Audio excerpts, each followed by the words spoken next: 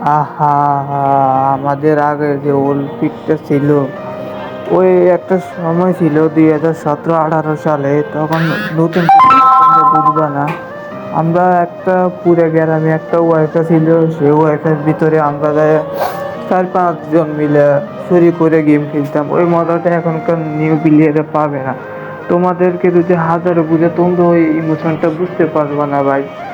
আগে যে একটা গেম খেলার এক ম্যাচ খেলতে শত শত ম্যাচ খেলতে মন চাইতো, এখন একটা ম্যাচ খেলতে আমার মন চায় না ভাই। তারপরও ৮-৯টা বছর আমি ফ্রি ফায়ার গেমটা খেলি ভাই।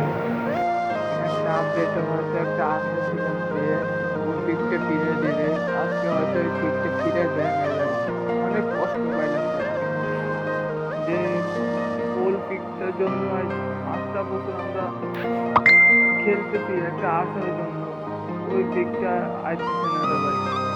তোমরা বুঝবা না ভাই, তোমাদেরকে যদি কাদায় বুঝাই তোমরা কেউ বুঝবা না ভাইয়া।